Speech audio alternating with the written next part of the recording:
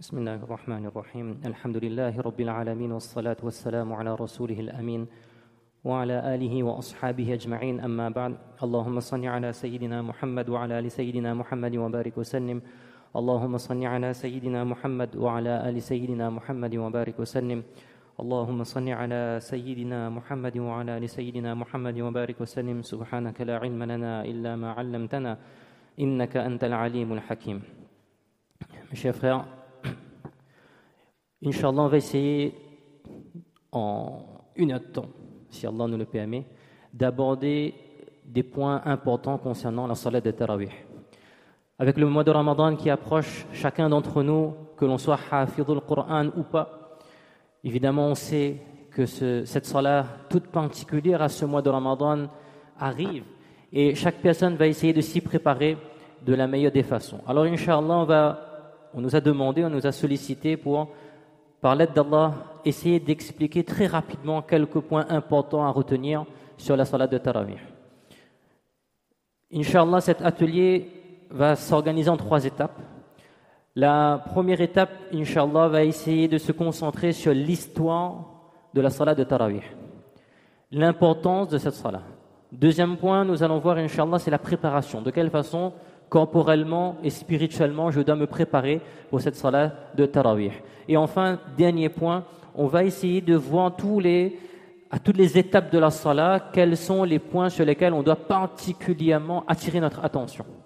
Alors, malheureusement, le temps ne nous permettra pas de voir dans la globalité tous les masaïl. Et même les masaïl que l'on verra, on ne pourra pas les voir en détail. Donc ici, les points d'attention, c'est généralement les erreurs que l'on peut remarquer ou les négligences que souvent on a l'occasion de remarquer dans la salat. Donc on va essayer de revenir sur ces points-là. Dans le hadith qui vous est présenté ici, il est rapporté que Hazrat Ibn Abbas radiyallahu ta'ala anhuma rapporte que le messager d'Allah sallallahu alayhi wa sallam priait pendant le Ramadan 20 unités de prière ainsi que les witr. Ce hadith, nous allons le voir, va répondre à une des questions qui revient chaque Ramadan. Combien de raka'at on doit faire dans la salat de Tarawih? Avant cela, donc, on va parler de l'importance de la salat de Tarawih rapidement. Très brièvement, il faut comprendre la chronologie des événements. Initialement, le prophète sallallahu alayhi wa sallam, il faisait la prière de Tarawih pendant le mois de Ramadan durant les 3 premières nuits. Et les compagnons qui étaient présents, lorsqu'ils ont vu que le prophète sallallahu alayhi wa sallam faisait cette salat, alors évidemment avec cet amour qu'ils avaient pour Allah azza wa jal, pour la salat et pour le prophète sallallahu alayhi wa sallam, ils ont participé avec lui à cette salat que l'on appellera Tarawih. Alors au fur et à mesure, durant les 2e, 3e nuits, il y avait de plus en plus de compagnons qui ont vu que le prophète sallallahu alayhi wa sallam il faisait cette salat. Alors de plus en plus de personnes ils sont venus participer à cette congrégation.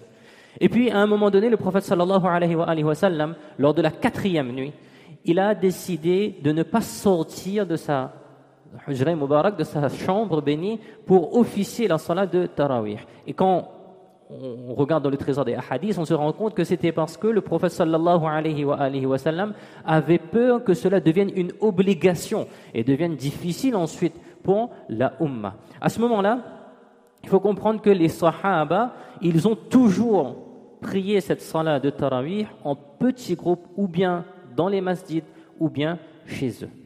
Donc ça, c'est déjà la première base. On voit que le prophète sallallahu alayhi wa sallam, il a fait au début en congrégation, et puis il s'est retiré. Il s'est retiré pourquoi? De peur que cela devienne une obligation pour le reste de la communauté. Mais à partir de ce moment-là, le prophète sallallahu alayhi, les compagnons ridwanullahi alayhim ajma'in, eux, ils ont continué à faire en groupe, soit dans la masjid, soit chez eux. Ensuite, Hazrat Umar radiyallahu ta'ala an, durant son khilafa, il a pris la décision de réunir ces groupes en une seule congrégation, et cela a été fait, et j'insiste dessus, avec l'aval de tous les compagnons qui étaient présents à ce moment-là. Et ça, ce point-là est extrêmement important. Pourquoi? Parce que le fait que les Sahaba, ridwanullahi alayhim ajma'in, parmi eux, il y avait le Khulafa et Rashidin, à l'exception de Hazrat Abu Bakr, radiyallahu ta'ala, bien évidemment, Hazrat Aïcha, radiyallahu ta'ala anha également, elle était présente, toutes ces personnes étaient présentes, et tout le monde a accepté cette décision. Cela nous montre bien que cette pratique est conforme à la sunna du prophète sallallahu alayhi wa sallam. Car il serait inimaginable de penser que Hazrat Omar radiallahu anhu, il ait pris cette décision et que personne ne se soit opposé à lui. Alors parfois on entend, c'était le calife de l'époque. Si quelqu'un allait s'opposer à lui, eh bien il y aurait une sanction. Alors que cela est faux. Un exemple pour illustrer très rapidement, une fois Hazrat Omar radiallahu ta'ala, il était en train de faire un khutbah de Jumu'ah. Pendant le khutbah, il y avait une vieille femme qui s'est opposée à lui sur une des décisions.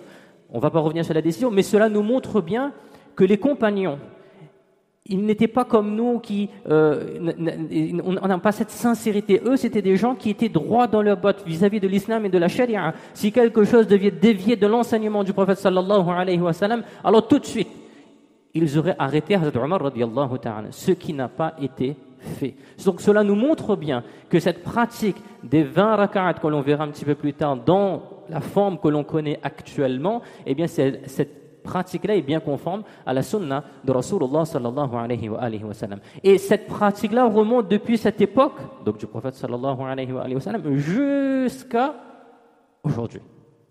Et cette pratique de toute la communauté également constitue un indice, lorsqu'on regarde dans les usul, dans le fiqh, un indice de la conformité de cette décision, de cette pratique par rapport à la sharia.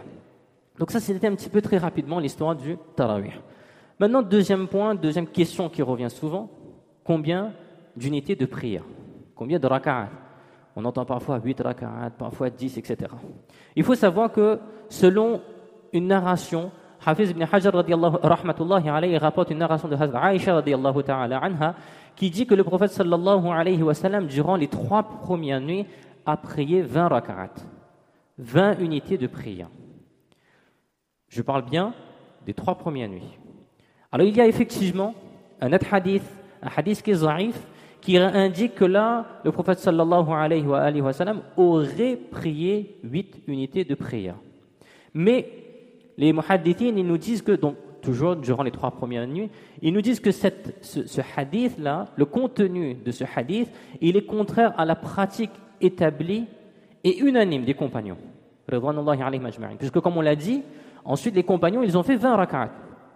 Or, il y a une règle que l'on doit retenir, c'est que lorsqu'il y a une divergence entre les narrations, d'un côté on a Hazrat Aïcha radiyallahu ta'ala anha qui nous dit que le prophète sallallahu alayhi wa sallam, il a fait 20 rak'at. De d'autres narrations, on retrouve qu'il aurait fait, selon un hadith qui est zaïf, 8 rak'at. Eh bien, on va se tourner vers quoi? Vers la pratique des sahaba. Qu'est-ce que les sahaba, ils ont fait? Et pourquoi? C'est important aussi de comprendre. Pourquoi on se tourne toujours vers la pratique des sahaba? Parce que c'était les personnes qui étaient les plus à même de comprendre le mansha, la volonté de faire du prophète sallallahu alayhi wa sallam. C'était ses élèves, c'était ses compagnons, c'était ses amis, c'était ses proches. S'il y avait bien quelqu'un qui devait comprendre la volonté de Rasulullah sallallahu alayhi wa sallam, eh bien c'était ces personnes-là. Donc lorsque l'on a une divergence sur certaines narrations avec des pratiques différentes, eh bien on va voir qu'est-ce que les sahaba ils ont fait. Et comme je l'ai dit précédemment, les sahaba ils ont fait 20 unités de prière. Donc dans tous les cas ici, on parle des 3 premières nuits. Concernant le reste, la pratique du prophète sallallahu alayhi wa sallam était de 20 unités de prière. Il y a plusieurs hadiths, notamment celui que l'on avait cité en préambule du Musannaf ibn Abi Shayba, qui nous dit que le prophète sallallahu alayhi wa sallam, il faisait 20 unités de prière. Et la pratique unanime des compagnons, comme nous l'avons dit, était celle de 20 unités de prière. Alors, concernant les madhahib, les différents mazhab, parce que souvent aussi on reçoit cette question, qu'en est-il des autres mazhab? Eh bien, il faut savoir que concernant les autres mazhab, également, il y a un consensus sur le fait que le tarawih, c'est 20 unités de prière.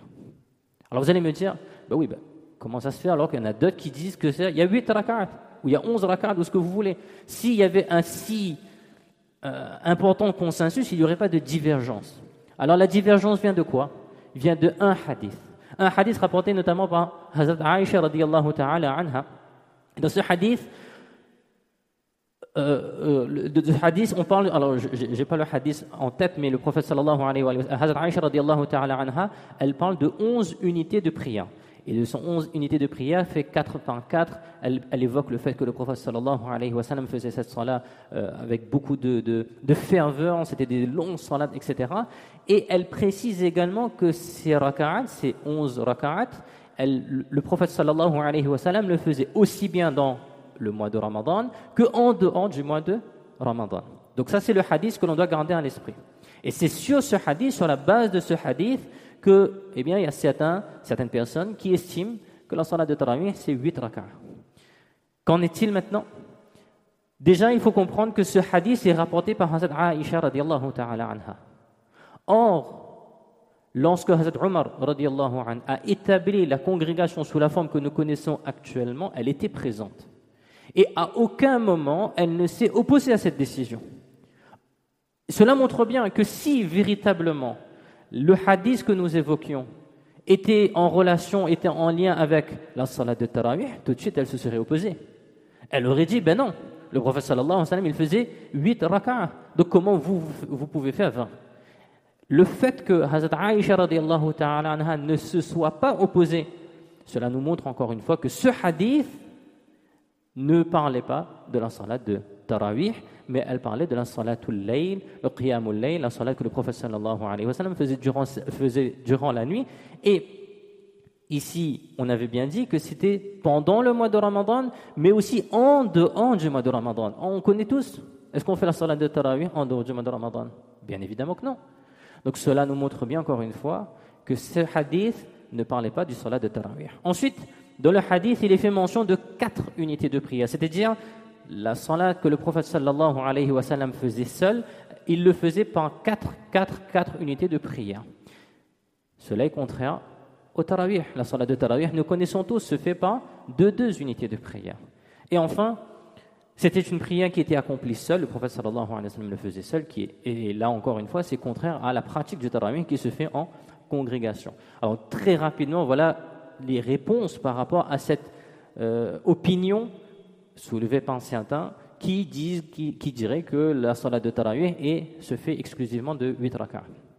Alors juste avant, parce que je risque d'oublier, si vous avez des questions, probablement il y aura des questions. Alors je vous invite à envoyer vos questions sur le numéro qui avait été proposé sur l'affiche avec le QR code pour éviter que durant la présentation, parce qu'il y a c'est enregistré, il y a des personnes qui écoutent également.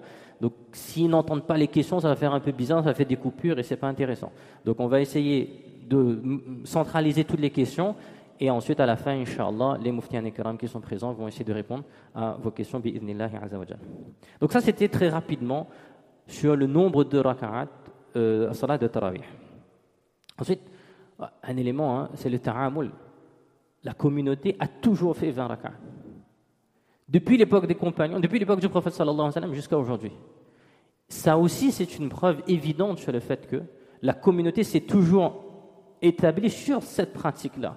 S'il y avait une divergence, alors cette divergence serait remontée depuis l'époque des compagnons. Wallahu ta'ala a'lam bis-sawab. On termine ici avec la première partie sur l'histoire et l'importance de la salat de Tarawih. Maintenant, on va entrer un peu plus dans le vif du sujet, pour les a'imma, certes, ceux qui vont officier la salat de Tarawih, mais également pour chacun d'entre nous. C'est-à-dire la préparation pour cette salat de Tarawih. Cette préparation qui doit se faire à 2 niveaux, aussi bien corporel que spirituel.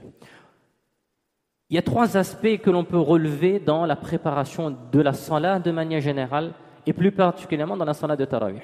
Les 3 aspects, c'est quoi? Premièrement, l'apprentissage. L'apprentissage de comment je dois faire la salat, l'apprentissage de mon Coran, si je suis imam.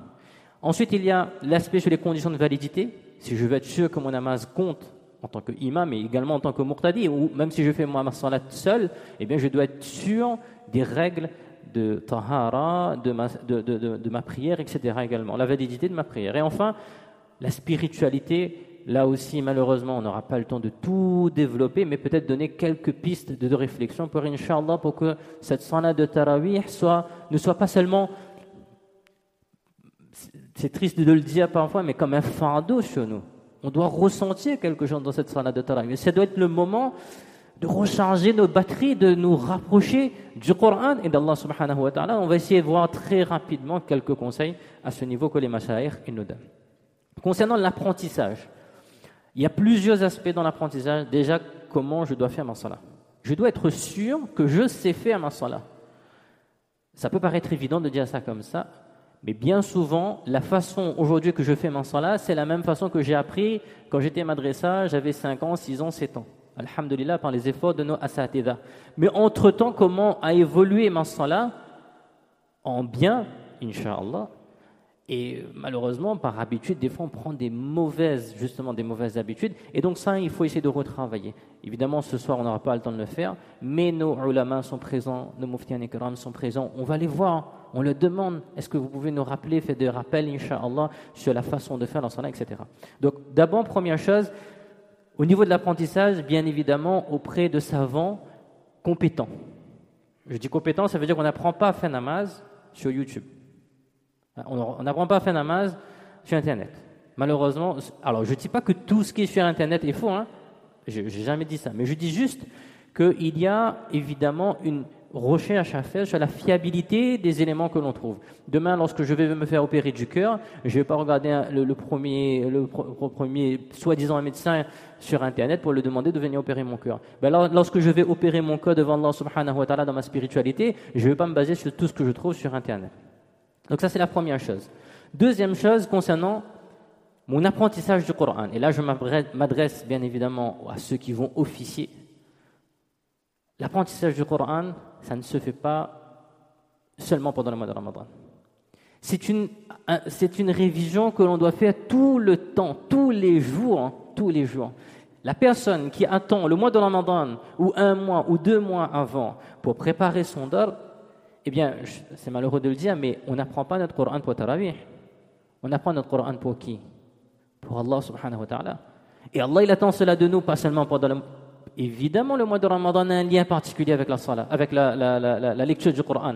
Mais si on veut véritablement se sentir prêt, jamais on ne sera prêt. Jamais on ne sera prêt. Même, je me permettrai de le dire, même Maulana Khalil, nous connaissons tous son yad, mais je ne pense pas qu'à un moment donné, il se sentit prêt pour une salat de tarawih. Il y a toujours cette pression, et c'est ça le majad du tarawih. On peut apprendre comme on veut, on peut connaître comme on veut, mais quand on monte chez Moussalla, là c'est autre chose. Et c'est là qu'on vit son Coran. Et c'est pour cela que nos asatidha, ils nous disent que c'est impensable, et j'insiste dessus, qu'un hafidhul Coran ne fasse pas tarawih. Impensable. Parce que le tarawih, il a une place essentielle dans la mémorisation du Coran. Demandez à n'importe quel hafidhul Coran qui, alhamdulillah, par la grâce d'Allah, son dor est pakka, comme on disait, il connaît bien son Coran, et demandez-lui la place que le tarawih a eue dans son apprentissage du Coran. Donc ça, c'est quelque chose d'incontournable. Alors comment justement se préparer? On doit essayer de réviser l'ensemble de la récitation. C'est-à-dire, pas seulement mon cas, pas seulement ma partie. Alors bien évidemment, ça se fait progressivement. Quand on vient de commencer, on vient de terminer notre Coran, on commence, on débute notre tarawih, c'est peut-être notre première année, il y a la pression, etc. On se concentre sur le morceau que l'on doit lire, c'est tout à fait normal. Mais dans toute chose, là, on grandit. Quand on a commencé à utiliser les téléphones, au début, on faisait 2-3 petits trucs quand on était enfant, et puis au fur et à mesure, on s'est dit, dans le Coran aussi, on doit s'améliorer. Dans le Coran aussi, on doit devenir meilleur. Donc, au tout début, on va apprendre notre passage, et évidemment, il y a toujours des petits filous, chaque année, ils font tout le temps la même mention. Non, moi, je fais première position. Je bouge pas première position, parce que deuxième position. Non, c'est pour nous-mêmes. C'est pour nous-mêmes, si on veut espérer connaître notre Coran par l'aide d'Allah subhanahu wa ta'ala, alors chaque année on essaie de changer. Et puis à un moment donné, arriver à ce stade où j'apprends tous les passages du tarawih. Nos akabirin, lorsqu'ils avaient leurs élèves là, c'était pas comme nous, à l'avant je connais, Hafezia, toi tu fais premier, toi tu fais... Non, c'était pas comme ça. On commence. Allez, toi tu commences.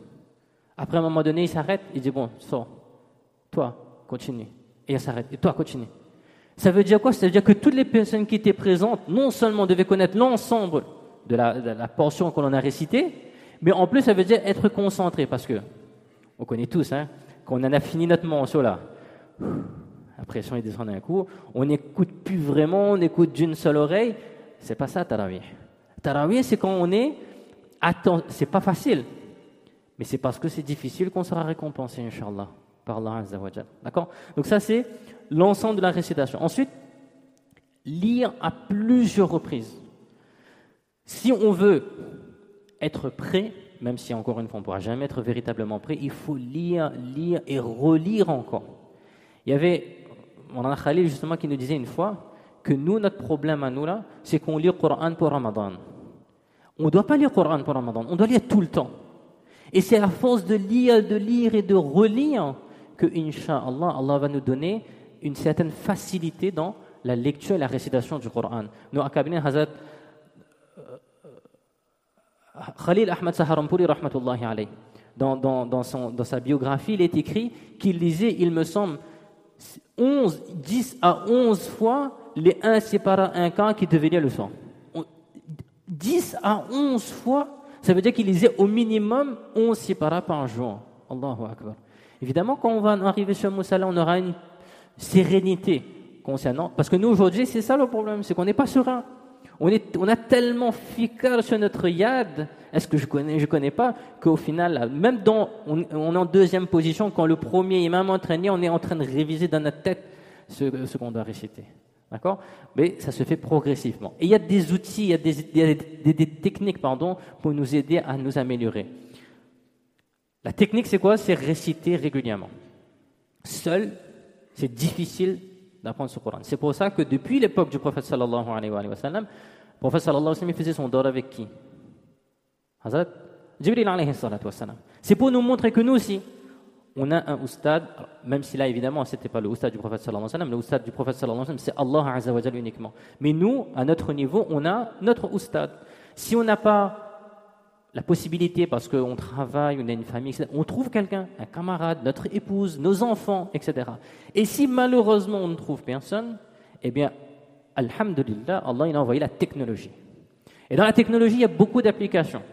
Il y a beaucoup d'applications qui nous permettent de réciter notre Coran presque comme si on avait un oustad devant nous.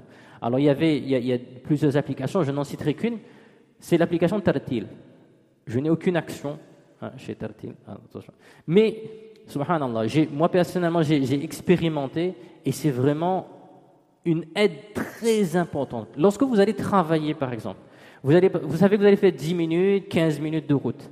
Eh bien, vous mettez votre application, vous commencez à réciter dans la voiture, et si au fur et à mesure que vous allez lire, les versets vont se défiler. Et si vous trompez, eh bien, la lecture va s'arrêter, et puis il y a des possibilités de voir les erreurs, etc.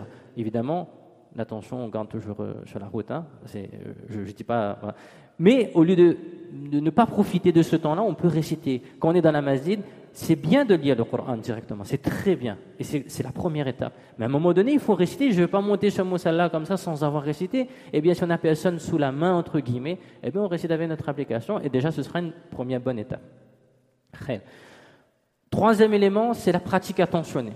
Lorsque je fais ma salat, et là, c'est de manière générale, il faut que je sois concentré sur ce que je suis en train de faire.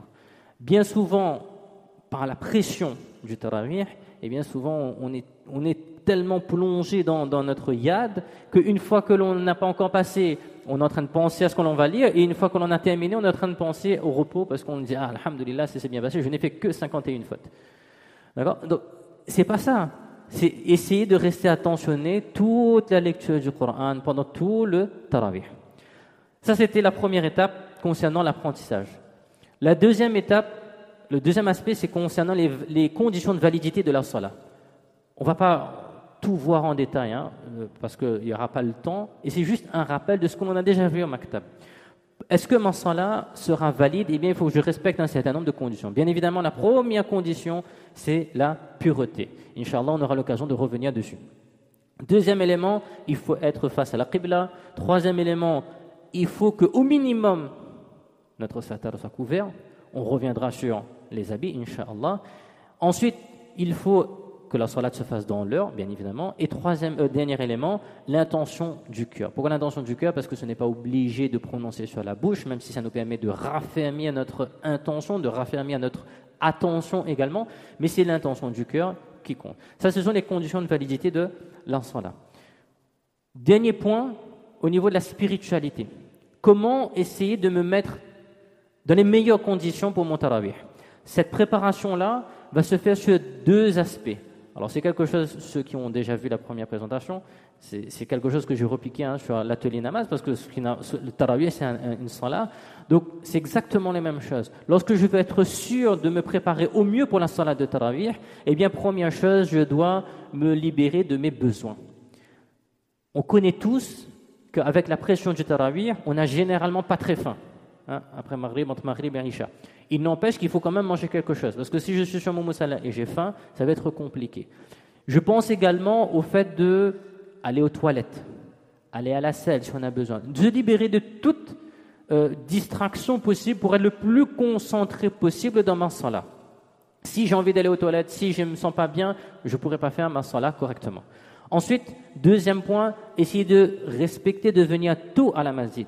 Si déjà je suis en retard pour aller à la masjid, donc je me mets une pression que déjà je vais arriver en retard, et combiné avec la pression du tarawih, c'est bon. On va monter sur le musalla, on va tout oublier. Troisième élément, suivre le modèle prophétique. Si je veux que ma salat soit acceptée par Allah, il n'y a qu'une seule voie, c'est faire en sorte que mon amal soit conforme à la sunna du prophète sallallahu alayhi wa sallam. Et je vous invite à vous référer à nos ulama pour savoir est-ce que ma salat, elle est conforme ou pas. Mentalement maintenant, la première chose, rechercher le plaisir d'Allah. C'est fondamental. Je ne fais pas tarawih pour faire plaisir à papa. Je ne fais pas tarawih pour faire plaisir à Molissab. Je ne fais pas tarawih pour dire de moi que mashallah, ça c'est une belle voix, ça c'est un qari, ça il connaît son dor.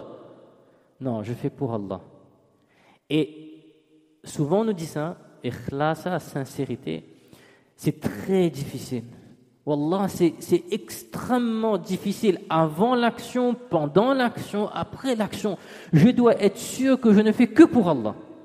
Si à un moment donné, j'ai fait et je me suis dit, ouais, le petit mouvement de mad que m'a fait là, ça demande ça cause ça. Ben là, c'est pas bon. Ça veut dire que je n'ai pas fait pour Allah. Allah subhanahu wa ta'ala, il nous accorde la sincérité. Ensuite, deuxième élément, essayer de comprendre. C'est pas évident, mais si on y arrive, lorsque je lis et que je comprends ce que je lis, subhanallah, c'est autre chose. Évidemment, ce n'est pas donné à tout le monde, mais c'est l'objectif que l'on doit essayer de se fixer. Et quand ce n'est pas mon tour, eh bien, j'écoute attentivement la lecture. Même si je n'ai pas encore lu, ou même si j'ai déjà lu, je dois écouter la lecture pour m'assurer que je suis bien dans le tarawih. Donc ça, c'est quelques éléments concernant la spiritualité durant la salat de tarawih. Alors, encore une fois, chacun de ces points, on pourrait détailler, mais on n'a pas le temps.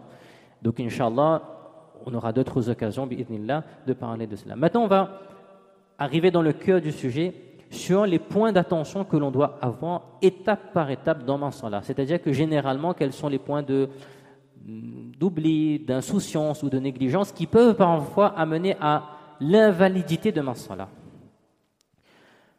Déjà concernant la préparation, évidemment, lorsqu'on parle de préparation, tout à l'heure, on avait parlé de la pureté. Alors, je suis obligé de rappeler quelque chose que nous connaissons tous, mais le rappel, il est bénéfique aux mu'min concernant certains éléments. Par exemple, avant d'arriver jusqu'à cette pureté qui viendra dans un second temps, quand je vais devenir imam, on m'a désigné, on m'a demandé de le faire, j'ai choisi de le faire. Eh bien, je dois avoir une prise de conscience. Prise de conscience, c'est quoi? C'est d'abord responsabilité du hafiz. Si Allah Azza wa Jal nous a donné le tawfiq de mettre ce Coran dans notre cœur, et il nous a choisi, nous, parmi des millions d'êtres humains, c'est parce qu'Allah, il attend quelque chose de nous. Imaginez un seul instant. Votre papa, il a beaucoup d'enfants, beaucoup de personnes qu'il aime. Et il vous choisit, vous, pour de donner la chose la plus précieuse qu'il a, et juste après, vous prenez et vous désobéissez à ce papa. Imaginez-vous, vous étiez le papa. Qu'est-ce que vous allez ressentir? Si Allah subhanahu wa ta'ala a dit que les hafidhul Qur'an, les gardiens du Qur'an, on est gardien du Qur'an, et en même temps, on désobéit à Allah subhanahu wa ta'ala. Souvent, quand on commet un péché, Allah subhanahu wa ta'ala nous pardonne. Mais quand on commet un péché, si à un moment donné on a cette réflexion que Allah, j'ai le Coran dans mon cœur, seulement ça doit créer une telle honte qu'on va s'abstenir du péché. Évidemment, il y a d'autres raisons. On ne doit pas désobéir à Allah de manière générale. Mais nous, particulièrement ceux qui sont hafiz al-Qur'an, on a une responsabilité encore plus grande parce que le jour du Qiyamah, on aura des comptes à rendre. Allah va nous dire que je t'ai donné le Coran et voilà ce que tu en as fait. Donc, premièrement, responsabilité en tant que hafiz. Deuxièmement, responsabilité en tant qu'imam. Si on est imam dans la salat de Tarawih, ça veut dire qu'on est devant Allah, l'avocat de toute la congrégation. Est-ce qu'on se rend compte de la charge qu'il y a sur nos épaules quand on fait cela? On est imam, on est censé être celui qui est le plus, comme on dit en oudou, haqdar, on doit être celui qui est le plus méritant, entre guillemets, pour être imam. On se pose la question, on fait une introspection 2 secondes. Est-ce que c'est le cas? Est-ce que je suis celui qui respecte tous les ordres d'Allah? Est-ce que je suis celui qui respecte le plus la sunna du prophète sallallahu alayhi wa sallam? Est-ce que je m'abstiens des péchés? Est-ce que j'essaie en tout cas de m'abstenir des péchés? Chacun, on fait notre propre introspection, on se remet en question. Et si on arrive à la conclusion que je ne respecte pas les ordres d'Allah, je ne respecte pas la sunna, je ne respecte pas les principes élémentaires tels que la barbe, alors on doit se reposer en question. Si on se rend compte que dans notre vie, il y a des choses que l'on fait qui ne sont pas correctes, alors avant même que la salat de Isha arrive, on doit faire un tawbah sincère. Là, tout de suite dans notre cœur, on doit demander pardon à Allah. On a fait des erreurs, on est des êtres humains. On est les enfants de Hazrat Adam alayhi salatu wassalam, donc on est tous des pécheurs. Mais maintenant, Allah, il veut voir de nous qu'il a pris conscience de son erreur. Est-ce qu'il va changer? Eh bien, c'est là, maintenant, c'est ce Ramadan que l'on doit prendre la décision de changer. Parce que si je devais vous dire la règle de jurisprudence concernant le imamat de celui qui n'a pas de barbe,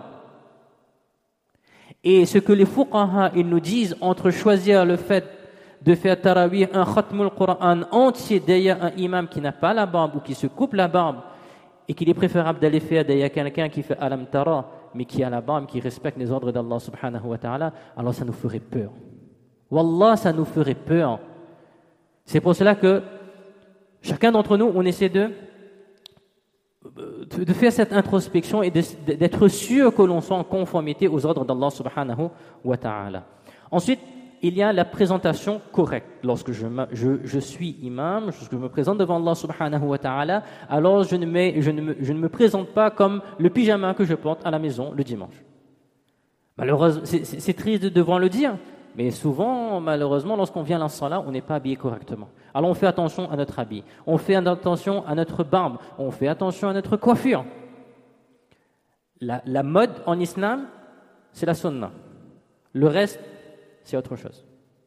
Ensuite, il faut essayer de connaître les masail. D'accord? Donc, tahara, salat, c'est pour ça qu'Inch'Allah, on va essayer d'évoquer quelques-uns, mais évidemment, on ne pourra pas tout faire. Du coup, je vous invite à retourner vers vos notes que vous avez prises lorsque vous étiez maktab, les kitabs que vous avez eu avec vos asatida. Il n'y a aucune honte, hein. Il n'y a aucune honte à se dire, les faraïs du wudu, je ne me souviens pas, je vais regarder. Non, on peut oublier, on a oublié. On revient, on regarde de nouveau dans nos kitabs. Ensuite, et là c'est important, là vraiment pour les a'imma, il faut se renforcer. Alors renforcer comment? Déjà physiquement. Si j'ai fait mon iftar et j'ai un petit peu abusé sur les fritures, sur les choses un peu lourdes, je ne serai pas dans les meilleures conditions pour faire mon namaz, parce que mon wudu risque de ne pas trop tenir. Donc on fait attention à ce genre de choses. La boisson également, le sommeil également. Tout ça c'est une préparation physique. 20 rak'at de tarawih, que l'on soit imam ou pas, ça reste quand même une action qui demande une certaine endurance. Eh bien, on se prépare pour cela et on essaie d'être au top pour profiter pleinement de cette salat de tarawih. Ça, c'était le renforcement physique. Et le plus important, c'est le renforcement moral. Pourquoi? Parce que ça demande du courage. Ça demande du courage de monter sur le musalla. Et malheureusement, les gens ne le comprennent pas forcément. Vous, depuis le matin, vous vous êtes réveillé, vous avez ce fikr dans votre tête. Je vais travailler, je vais étudier mon dor de ce soir, qu'est-ce que je dois réciter, etc. Vous avez le fikr toute la journée. Personne ne vous comprendra. Mettez-vous bien ça dans la tête, personne ne vous comprendra. Vous allez faire une erreur, tout le monde va vous sauter dessus. C'est pour ça qu'il faut du courage pour monter sur le musalla. Et Allah subhanahu wa ta'ala, il vous récompense pour cette intention que vous avez faite d'être imam de la salat de Tarawih. Ce n'est pas facile. Et il faudra deuxièmement être endurant. Parce qu'on va vous dire, t'es ou lié trop vite, t'es ou lié trop doucement, ou lié trop ceci, ou lié trop bien. On va entendre tout ce qui est possible et imaginable. Et là, c'est important de se rappeler une chose. Pour qui je fais? Pour Allah. Alors, bien évidemment, cela ne veut pas dire que je vais lire comme un robot ou je vais lire tout doucement. Non, on doit évidemment prendre en considération la jama'a, mais ce n'est pas parce que tel jour, il y a un tonton qui est venu me dire « T'es ou lire trop doucement, lire un peu plus vite, t'es ou trop n'allez vilain, t'es ou lire donner, etc. » que ça doit m'affecter à ce point que je perde courage. Non, on sait qu'on fait pour Allah subhanahu wa ta'ala. Et ça demande de l'endurance, parce que malheureusement, il y a certaines personnes qui n'ont pas de tact et qui vont vous envoyer une balle et ça fera tellement mal à ce moment-là que vous allez penser, dites, mais si vous n'êtes pas content, ben prends mon place. Mais c'est à ce moment-là qu'on se dit non, Allah il m'a demandé de faire ce travail, j'ai été choisi par Allah pour faire ce travail, mais je vais m'améliorer, c'est pas grave. Et demain, l'année prochaine, je serai encore plus paka, comme cette personne ne pourra plus dire rien. D'accord? Et on le fait uniquement pour Allah subhanahu wa ta'ala. Ça, c'était la préparation. Concernant maintenant la pureté, donc on va essayer de revenir sur des éléments importants, des éléments basiques. Je ne vais pas entrer dans les détails, ça va être une liste. Il faut éviter de s'endormir, hein. On essaie de rester éveillé jusqu'à la fin, parce que c'est à la fin que ça arrive. Le roussal, à quel moment le roussal devient obligatoire? C'est masaïl important. Maulana Ahmad, notre oustad, hafidhahullah, il a demandé à ce qu'on les rappelle. D'accord? Donc on suit l'ordre de notre oustad. Quand est-ce que le roussal devient obligatoire? Premièrement, lorsque l'on a une relation sexuelle même s'il n'y a pas eu éjaculation. À partir du moment où il y a eu pénétration, eh bien le roussal devient obligatoire. Deuxièmement, lorsqu'il y a ce qu'on appelle le ihtilam, une souillure nocturne, on a fait un rêve lorsque l'on est baligh, eh bien ça peut arriver que l'on se souvienne du rêve, que l'on ne se souvienne pas du rêve. À partir du moment où on constate le matin qu'il y a eu du sperme qui est senti dans nos sous-vêtements, alors cela nécessite de faire le roussal. Troisièmement, l'éjaculation, c'est-à-dire la sentie avec la sensation de plaisir. C'est important de parler de cette sensation de plaisir parce que malheureusement, Allah subhanahu wa ta'ala donne la santé, mais il y a des personnes qui sont malades. Et dans leur maladie, ça arrive parfois que ça sort, mais ce n'est pas lié à un plaisir, c'est lié à une maladie. Donc évidemment, on écarte ce cas-là. En état d'éveil, avec ou sans délai. Pourquoi? Parce qu'il se peut qu'entre le moment où il y a eu la sensation de plaisir et l'éjaculation, il y ait un délai. Si par exemple, dans les masaïl, on nous dit que si la personne, il a tenu avec fermeté son organe et donc il a bloqué la sortie du sperme, eh bien il se peut que le sperme sorte un peu plus tard. Alors ne pas croire que parce que c'est sorti plus tard, ça ne nécessite pas le roussal, puisque le sabab, la raison qui a causé cette éjaculation, eh bien les deux éléments sont liés. Ensuite, ça ne concerne pas les menstrues et les lochis. Les lochis, c'est lorsqu'il y a la naissance d'un enfant. Et là aussi, ça ne nous concerne pas. Mais le bain menstruel, c'est juste pour rappeler les éléments qui rend nécessaire là, le rousse. Le rousse, très rapidement, c'est quoi les obligations? Premièrement, rincer la bouche entièrement. Entièrement, ça veut dire quoi? Ça veut dire je ne veux pas juste la langue ou une partie du palais, tout ça. Non, entièrement. Évidemment, pendant la période où on précise toujours, on sera probablement jeune dans certains cas, il est déconseillé de gargariser. Le gargariser, c'est comme ça là. D'accord? Ça, c'est déconseillé de le faire parce qu'il y a très forte probabilité que l'eau, ensuite, il rentre dans la gorge. Deuxièmement, rincer le nez entièrement. Lorsqu'on parle de rincer le nez entièrement, c'est la partie molle du nez. C'est pas besoin de remonter jusqu'en haut et après c'est là qu'on gagne mal la tête là. Ça, c'est pas nécessaire de le faire. Surtout que si on le fait pendant le jeûne, ça peut rompre notre jeûne. Et de manière générale, mouiller l'intégralité du corps. On fait attention, parfois un peu de blanco, un peu de farine séchée si on cuisine, si on pâtisse, etc. Parfois il y a des petites saletés, on ne se rend pas compte, on est en train de marcher dans la maison, le bébé a joué avec un truc. C'est pour ça que Mufti Yassine il disait souvent de regarder en dessous de nos pieds, parce que c'est un endroit qu'on ne regarde pas jamais. Mais bien souvent, il y a des choses qui sont collées dessus. Donc on fait attention à cela. Ça, c'était un rappel. En 2 minutes, on a fait sur le rousse. Maintenant, en 1 minute 30, on va faire sur le wudu. Concernant le wudu, donc les ablutions, qu'est-ce qui rend les ablutions obligatoires? Le fait d'uriner, obligatoire, non, qui rend nécessaire le wudu, le fait d'uriner, aller à la selle ou laisser échapper un gaz, avec ou sans bruit, le gaz, je précise toujours parce que, au cas où. Vomir à pleine bouche. Vomir à pleine bouche, ça veut dire quoi? Ça veut dire vomir d'une certaine façon que je n'arrive pas à contrôler. Ça ne veut pas dire forcément que toute la bouche est remplie. Non. Ça veut dire que j'ai pas réussi, je ne pouvais pas contrôler ces sentiers. Devenir fou, ivre ou perdre connaissance, Allah subhanahu wa ta'ala nous protège. Rire aux éclats pendant la prière, ça fait sourire, mais quand on était petit, on l'a tous fait. Fais pas semblant. Okay. Écoulement de sang, de pus ou de tout liquide sortant d'une blessure ou de toute autre partie du corps. Dormir profondément, le postérieur décollé du sol. Alors oui, ça c'est une question qui revient souvent. Si je m'endors dans certaines positions, si mon postérieur est décollé du sol et que j'ai dormi véritablement profondément, mon wudu sera automatiquement cassé. Pourquoi? Parce qu'en réalité, dans cette posture, je ne suis pas capable de distinguer s'il y avait une flatulence qui devait sentir ou pas. Okay? Par contre, si je dors assis au sol, donc mon postérieur, à ce moment, j'étais assis au sol, mon postérieur était bien collé au sol, mais je me suis endormi à ce point profondément que mon postérieur s'est décollé du sol et je ne me suis pas réveillé tout de suite. Ça veut dire que j'étais arrivé à un stade de somnolence ou de sommeil plutôt, où véritablement je n'étais plus conscient de mon corps et donc à ce moment-là, on n'avait pas la possibilité de se retenir s'il devait y avoir un gaz qui sentait. Donc dans ce cas-là, mon wudu se casse. Par contre, si on était bien assis et qu'on s'est endormi assis, comme ça nous arrive souvent lorsqu'on fait notre tasbih, etc., ben là, imaginons que je devais m'apprêter à tomber, etc., ou je suis resté assis et je ne suis pas tombé, alors mon wudu restera valable. Et si j'ai failli tomber, mon postérieur s'est décollé du sol, mais tout de suite je me suis réveillé, ça veut dire que mon wudu non plus n'est pas rompu parce que j'étais dans un état de sommeil pas si profond que cela, et s'il devait y avoir une flatulence, j'aurais pu le retenir. Wallahu a'lam bis-sawab. Concernant les obligations du wudu, au nombre de 4, bien évidemment, que nous connaissons tous, laver une fois le visage entièrement. Attention à cette partie-là, les rouflaquettes. Alors les rouflaquettes, normalement c'est ça, mais cette partie-là où souvent on a un petit peu tendance à négliger. Laver, alors la partie-là pour ceux qui ne voient pas, c'est-à-dire la partie entre l'oreille et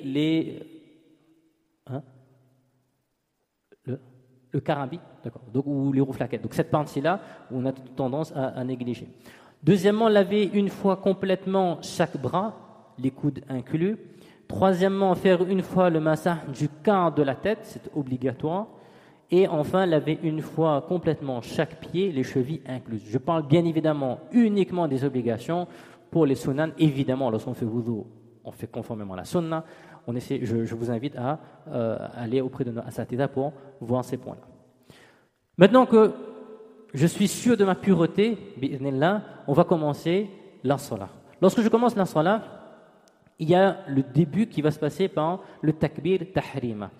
Là aussi, malheureusement, le temps ne nous permet pas de revenir sur chaque position. Lorsque je fais le takbir tahrima, ce qui est très important, très très important, c'est de lire avec la langue. Je dois dire Allahu Akbar. Alors, quand on est imam, évidemment qu'on va dire Allahu Akbar fort. Mais même si on est seul, je ne dois pas lire dans le cœur. Souvent, on a des gens qui commencent, ils font. Et leur langue ne bouge pas, rien ne bouge. Le takbir tahrima n'est même pas valide. Le takbir tahrima fait partie des obligations de la salat. Si le takbir n'est pas valide, ma salat n'est pas valide. Donc je dois dire au minimum, de telle sorte que je puisse m'entendre, et selon un avis, le simple fait de au moins poser ma langue à l'intérieur de ma bouche sur les différents makhraj, de prononcer, articuler avec ma langue, permet de valider l'obligation. Donc je dois faire le takbir tahrima. Maintenant, je dois être dans la position debout, c'est-à-dire pas courbé. Des fois, on a des personnes, des muqtadis, ils arrivent pour ne pas perdre le rakat, comme on dit. Qu'est-ce qu'ils font? Ils s'empressent, et ils arrivent, ils sont déjà à moitié courbés, et là, ils font le takbir. Ça ne compte pas. Il faut être en position debout pour que le takbir soit validé. Maintenant, une erreur très importante, et là, j'ai besoin de votre attention, tous les a'imma. Il faut prononcer correctement le takbir. Ça veut dire quoi prononcer le takbir correctement? Ça veut dire que je ne dois pas faire des mad là où il n'y en a pas. Parce que cela peut invalider le takbir, et même dans certains cas, il y a un risque pour notre iman. Par exemple, si j'ai dit Allahu Akbar, la signification, ça veut dire est-ce que Allah subhanahu wa ta'ala est le plus grand? D'accord? Si j'ai dit Allahu Akbar, pareil. Allah est-il le plus grand? Donc, on ne fait des mads là où il y en a, c'est tout. Allahu Akbar. Et en réalité, on ne devrait même pas faire de mads. Juste le mad des asli, c'est-à-dire une fois un alif, Allahu Akbar. Pourquoi? Parce que si je ne le fais pas, si j'ai allongé, il y a un risque pour les muqtadi, les gens qui sont derrière moi. Je m'explique. Je fais le takbir. Et moi, je veux faire Allahu Akbar pour avoir l'impression que, subhanallah. Le problème, c'est que s'il y a un muqtadi derrière moi, qui lui a juste fait Allahu Akbar, son takbir tahrima s'est terminé avant mon takbir tahrima, moi imam. En gros, il est entré dans la salat avant moi. Mais c'est pas possible. Parce qu'on fait namaz ensemble. Et c'est moi le patron, entre guillemets. Si, par mon erreur, moi, imam, j'ai râlé mon takbir et qu'à cause de cela, la personne, son namaz ne comptera pas, j'aurai des comptes à rendre devant Allah subhanahu wa ta'ala. Donc on fait attention à cela. Allahu Akbar, très simplement, au moins on est sûr que toutes les personnes qui seront derrière nous, eh bien, ils auront le takbir tahrima avec nous et ils pourront faire la même salat que nous. Ensuite, concernant le qira'a, je suis debout, je m'apprête à faire la lecture du Coran. Lire avec la langue, encore une fois. Bon, vous allez me dire, quand on est imam et on fait à haute voix, évidemment, on va lire. Mais de manière générale, toujours garder à l'esprit que lorsqu'on fait namaz, il faut lire avec la langue. Etc. De manière que je puisse m'entendre au minimum ou au moins que j'articule les lettres. Deuxième chose, pour les a'imma, qui seraient un petit peu filous, sans support, quelle que soit la forme de support, les lunettes Google ou ce que vous voulez, ça ne marche pas, même si c'est une lentille que l'on ne voit pas, qu'il n'y a que vous. Non, ça ne va pas. Pourquoi? En réalité, c'est parce que vous allez prendre c'est une forme d'apprentissage dans la prière, en tout cas dans le mazhab Hanafi. Alors, je précise que tout ce que l'on a dit jusqu'à maintenant et tout ce que l'on dira jusqu'à la fin concerne le mazhab Hanafi. Pour les autres écoles, je vous invite à vous rediriger vers vos a'imma. Donc, dans notre école à nous, il n'est pas permis d'utiliser un quelconque support extérieur pour nous permettre la récitation. Entre parenthèses, ce serait trop facile sinon. Il n'y a plus de madja si on utilise un support pour faire tarabi. Bref, ça c'est une petite parenthèse. On n'a pas le droit de prendre une correction venue de l'extérieur. Par exemple, je suis en train de faire la salat et à côté de moi il y a Hafiz Zakaria. Il n'est pas en train de faire namaz. Il est en train de regarder son Coran lui. D'accord? Donc je fais une faute et Zakaria me corrige ma faute. Alors qu'il n'est pas dans la salat. Si j'ai pris sa faute et j'ai corrigé, mon namaz est invalidé. Alors il y a des gens qui vont dire, bon, on va trouver un système, on va mettre Hafiz Talha. Hafiz Talha, il est muqtadi, d'accord? Lui, il écoute ce que Zakaria lui dit qui est en dehors de la salat, et Hafiz Talha, il me corrige. Et vous allez dire, mais ça, ben là, la correction est venue de quelqu'un qui est en train de faire namaz. Oui, mais initialement, la correction est venue de l'extérieur, donc là aussi, la salat ne sera pas valide. Question qui a été posée. Imaginons que c'est un muqtadi qui nous corrige et que cette personne soit d'une autre école et que selon son école, on ait le droit de le faire. Si ça a été fait dans cette situation-là, ce sera valable malgré tout, même si c'est makruh. D'accord? Et là, ce qui serait bien, c'est ensuite d'aller voir cette personne et de lui indiquer que voilà, dans le mazhab Hanafi, c'est comme cela. C'est pour cela qu'à l'avenir, il serait mieux de ne pas... Mais évidemment, avec diplomatie, sans créer de disputes, sans créer de fitna, etc. Mais sinon, de manière générale, on n'a pas le droit de prendre, quelle que soit la forme de code de triche que l'on va utiliser. Non, c'est uniquement ce que vous avez appris qui va nous permettre de lire, Inch'Allah. Respect des règles de la lecture du Coran, le tajwid, d'accord? Alors, il y a deux types, très grossièrement, d'erreurs. Il y a ce qu'on appelle les lahn jali, les erreurs graves, les fautes graves, qui peuvent changer le sens même des versets du Coran. Ce sont les erreurs qui invalident complètement la salat. Alors là, on n'aura pas le temps de tout voir, hein, mais on essaiera de se tourner vers les a'imma, vers les ulama, les fuqaha, qui nous donneront plus d'indications. Mais il y a aussi la prononciation des lettres. Et ça nous amène à un deuxième point, la vitesse de lecture. Souvent, malheureusement, on entend des a'imma qui veulent lire vite. Pourquoi ils lisent vite? On ne sait pas. Est-ce que c'est de leur propre fait ou sous la pression des gens? Ils veulent lire vite, mais ils lisent à ce point vite qu'ils ne prononcent pas correctement les lettres. Ils ne prononcent pas correctement le Coran. Là, ce n'est pas autorisé. Ce n'est pas permis. On nous dit il vaut mieux faire Alam Tara d'ailleurs quelqu'un qui va lire doucement, calmement, tranquillement, sans mâcher les mots, sans modifier le Coran, sans faire des erreurs graves, qu'aller faire derrière un imam qui va vous lire 5 paras le soir, mais qui va mâcher tout, on ne comprendra rien de ce qu'il va dire, et son namaz ne comptera pas. Donc nous, à imma, on doit trouver le juste milieu. ni trop vite qu'on mâche les mots, on modifie les lettres, on modifie tout, et ni trop doucement que ça devienne un poids pour la congrégation. C'est pour cela que le travail du imam, il est très dur. C'est vraiment jouer entre les deux et rester sur l'équilibre entre les deux. Donc on doit faire très très attention à cela. Ensuite, l'ordre de lecture, oui, il faut respecter l'ordre de lecture selon la révélation du Coran, selon le mushaf qu'on a. Les fautes graves de la lecture, donc c'est ce que j'avais évoqué tout à l'heure, notamment la modification complète du sens du verset. Là encore, ça dépendra à chaque fois de l'erreur. Donc de manière générale, apprenez bien votre Coran, comme ça on ne fait pas d'erreur. Mais s'il y a eu une erreur, on se réfère aux ulama qui sont présents ou à ceux que l'on connaît, Inch'Allah.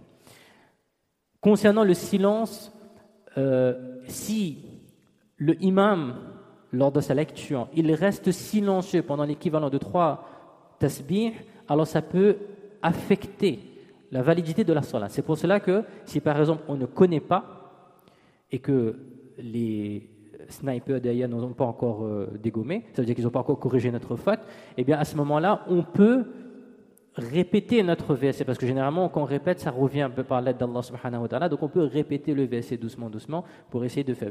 Si ça ne vient pas, on va dans le ruku et puis c'est terminé. Ensuite, si on va prononcer une parole courante, c'est-à-dire une parole qui a une signification dans notre salat, ou sinon on va prononcer quelque chose qui est en réponse à quelque chose qui se produit. Par exemple, quelqu'un il a dit Alhamdulillah, et moi par un réflexe, je dis Yarhamukallah, mon namaz c'est invalidé. Si par exemple il y a quelqu'un qui s'appelle Yahya et qui arrive et qui va prendre un Coran et vous dit Ya Yahya khudil kitab bi quwwah, en s'adressant à lui, même si c'est un verset du Coran, puisque je m'adresse à quelqu'un en dehors de la salat, ma salat sera invalidée. Donc on fait attention à tous ces éléments-là. Ensuite, les éléments qui peuvent invalider notre salat, manger. Si c'est en dehors de la bouche, quelle que soit la quantité, c'est invalide dans salat. D'accord ? Maintenant, c'est s'il reste quelque chose dans la bouche. Le petit samoussa qui n'est pas bien passé, le petit katlas qui est resté coincé entre les dents. Déjà, il faut se brosser les dents afin de faire namaz. Bon, si c'est équivalent à la taille d'un pois chiche à peu près ou plus, ça invalide ma salat. Ou si ça a besoin de croquer, de mâcher, je ne sais pas ce que vous mangez pour iftar, mais ça invalide la salat. Si c'est plus petit, c'est vraiment un petit truc qui est resté, voilà, ça invalidera pas la salat. Ensuite, l'excès de mouvement. Ça, c'est malheureusement une erreur que l'on retrouve très souvent. On appelle ça amal kathir. C'est-à-dire que c'est un mouvement que l'on va faire dans la salat qui invalide la salat. Il y a plusieurs définitions, on ne va pas revenir sur toutes les définitions. Soit on fait une petite action à plusieurs reprises très rapidement, soit je fais une action que lorsque la personne à l'extérieur il me voit, il n'est pas sûr que je suis en train de faire namaz. Par exemple, je suis en train de faire namaz, je tiens mon bonnet, je tiens mon bonnet avec une main, je gratte avec l'autre main ou un truc comme ça. Quelqu'un qui me voit de l'extérieur, il ne sait pas que je suis en train de faire namaz. Ben, ce genre de choses-là invalide la salat. Ça arrive quand par exemple on ne connaît plus. Là on est en train de patauger, on ne sait plus si le trou noir est là. Là on commence à gratter partout. Il faut faire attention. D'accord, amal kathir, ça peut invalider la salat. Alors concernant le E dans la salat, c'est-à-dire on connaît tous, hein.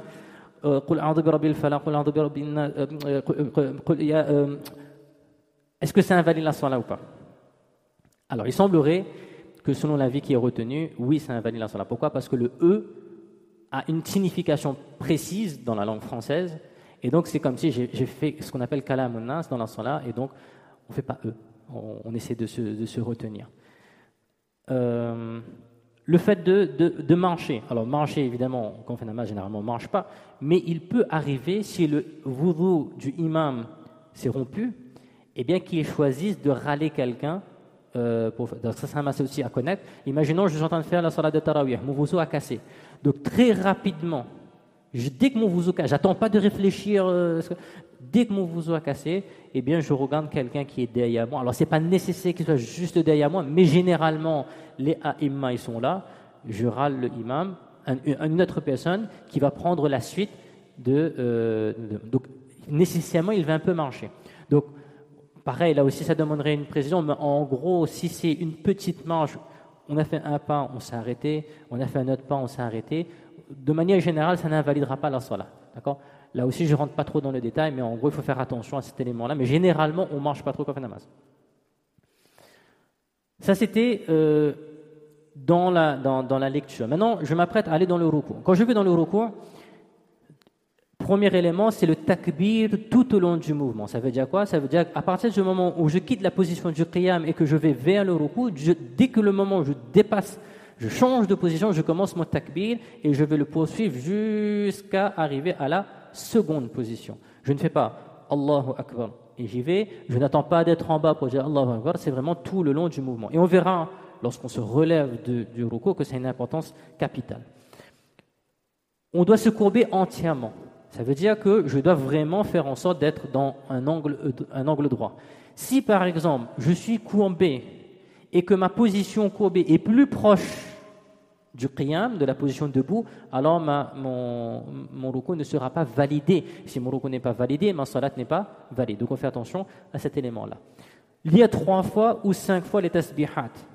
Alors pourquoi j'ai précisé? Parce que dans les fatawa, on nous dit que surtout ceux qui ont l'habitude de lire un petit peu vite les tasbihat, pour permettre aux autres de lire les tasbihat, le imam peut lire 5 fois. Normalement, c'est 3 fois minimum, mais on peut lire 5 fois si on lit particulièrement vite. Surtout, ce qui est important de se dire, c'est que ce n'est pas parce qu'on fait tarawih qu'on doit négliger les tasbihat. Que je dois faire vite, et donc je néglige les tasbihat. Non. Chaque partie de l'ensemble a son importance. Le ruku avec ces tasbihat, je ne dois pas faire moins que 3 tasbihs, je dois respecter la sunna du prophète sallallahu alayhi wa sallam. Maintenant, je me relève. Donc, la position du qawma après le ruku. C'est là où c'est très important de faire le takbir dès le début du mouvement. Et là, c'est tous les imams. Pourquoi? Parce que pour que le muqtadi puisse, comme on dit entre nous, gagner le rakat, il faut que le muqtadi et le imam, ils aient été pendant un laps de temps en même temps dans le ruku. Imaginons, moi je suis imam, d'accord? J'ai fini mon ruku, je me relève et j'attends d'être en haut, par exemple, pour dire Sami'a Allahu liman hamida. Le muqtadi qui est arrivé, lui, il s'était un peu pressé. Et quand il arrive, il ne connaît pas, il ne voit pas. Le seul indice qu'il a pour savoir si je suis dans le ruku ou pas, c'est mon son, le Sami'a Allahu liman hamida que je vais prononcer. Donc lui, il va dans le ruku, il est là, il se dit, bon, alhamdulillah, j'ai dit Subhan Rabbiyal Azim, j'ai pu dire au moins une fois mon tasbih, ça veut dire que j'ai gagné mon ruku. Il pense cela, alors que moi, imam, j'étais déjà debout depuis bien longtemps, et après, quand je suis arrivé, j'ai dit Sami'a Allahu liman hamida. Et bien là, à cause de moi, imam, parce que le muqtadi, il ne peut pas me connaître, lui. À cause de moi, imam, par ma négligence, eh bien, ce muqtadi ne sait pas qu'il lui a manqué un raka'. Donc, c'est pour ça qu'il faut faire très attention à ce point. Ensuite, il y a ce qu'on appelle le ta'dil et arkan. Lorsque je me relève, et c'est valable pour toutes les positions de l'ensemble-là, il faut que dans chaque position de l'ensemble-là, je sois resté immobile, au moins l'équivalent d'un tasbih. Malheureusement, c'est une erreur très courante. Je me relève du ruku, je suis dans le qawma et hop, j'enchaîne directement. Souvent, on a des gens qui nous disent « Mais ça, je me suis mis debout, moi. » Mais je me suis mis debout, certes, mais je ne suis pas resté immobile. J'ai fait « Sami'a Allahu liman hamida, Allahu Akbar ».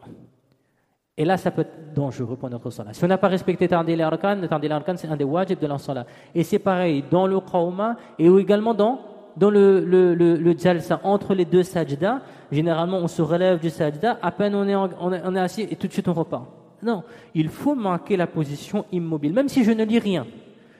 Et c'est mieux de lire, bien évidemment. Mais même si je n'ai rien lu, il faut avoir la position immobile pendant un laps de temps pour que ma position soit validée et le ta'dil est arkan.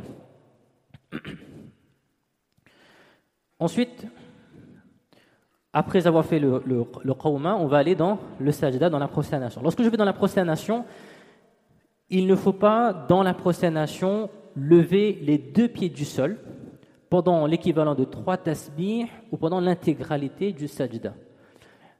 Ça peut arriver malheureusement par négligence. Je fais mon sajda, donc je suis bien, ma tête est bien posée, mon front est bien posé, mais je vais relever les 2 pieds du sol. Si on est dans cette position, alors ça va invalider ma salat. Ça peut arriver, donc on fait attention à cette chose-là.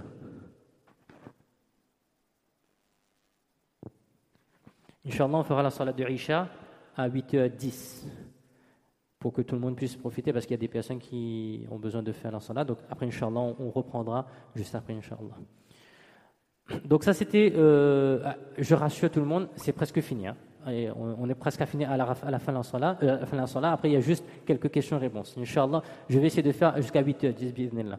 On fait attention de bien poser l'os, la partie dure du nez. Souvent, surtout les nouvelles moquettes bien épaisses, on pose juste le petit bout du nez là comme ça, et après, on est content avec ça. Non, il faut qu'on ait l'os, la partie dure de l'os, autrement ce sera makruh tahrimi. Donc, on fait attention également à cela.